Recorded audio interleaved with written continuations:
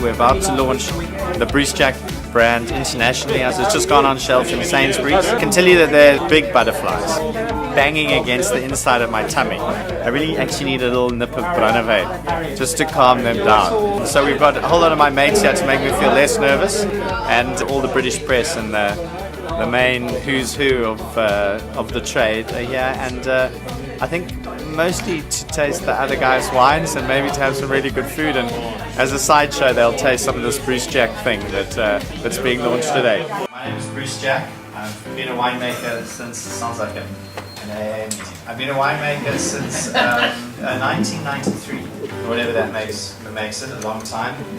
Often making a couple of different vintages. So I think I worked it out recently, a couple of years ago, it's about 29 vintages, or maybe a bit more. I can't remember, but the point is, that's why I look like I do. This is a tough market. These guys have seen everything. And like here's another upstart colonial trying to prove that there's something different and exciting, where in fact these guys have generally seen it all. The reason this brand, I believe, is going to be different in that we have looked at collaboration in a different way from anything else I've ever seen in the wine industry. It has been done in other industries, but it's about sharing the IP of this brand with both your suppliers and your distributors. This is the cutting edge. It is the market. It's the crucible of all wine markets. And if you can come up with something that gives you where you can deliver difference, but at the same time authenticity and integrity, you've got a small chance of making it work. And the only way we're going to get this work is through collaboration. So collaboration with Peter and the other primary suppliers, but also getting these guys on board. And they're here for two reasons. So one reason is that they are going to, with confidence, tell their readers that they've come across something that's really great value for money, the journalists. And the guys in the trade, the people who are buying, they need to believe that what you're going to do delivers on the promise of what we said today, which is that we're going to deliver value for money, complexity, balance, and consistency that just hasn't been done before. I think the quality that Bruce has delivered is astounding for the price point. It completely over-delivers, and you wouldn't expect anything less of Bruce. Well, Bruce is a bit of a prostitute, really. Flagstone was the most wonderful thing, and he sold out to the supermarkets. He came back with the Drift, and after Accolade, we all thought, Bruce is back in the singular, independent winemaking thing, and then he goes off and prostitutes Bruce Jack wines to some co-op. But anyway, we still love him, and the wines were annoyingly good.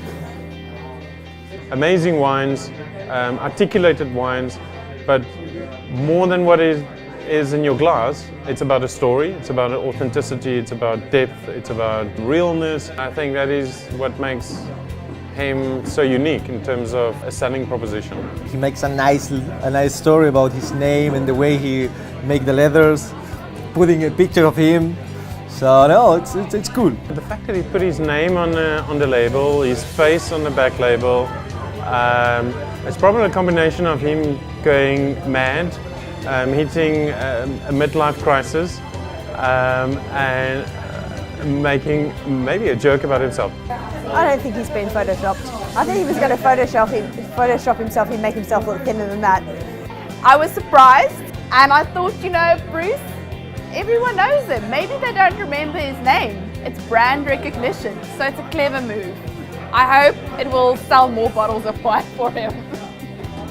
It's bold, it's risky, but I think the safe route, the easy route, was never the Bruce route.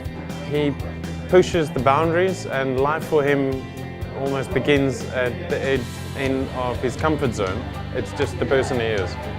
And it's in line with what he pretends to do, to be a bit different in the way you approach the consumers with wine, but not giving anything on quality or nothing. So quality, the wine inside will be top-notch, but he tries to approach people in a more friendly way. So he's democratizing the wine.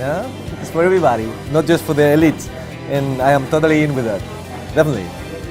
For me, Bruce can only be successful because he understands ambition, but he also understands respect and values, which is the right combination. And I think that Bruce can only succeed.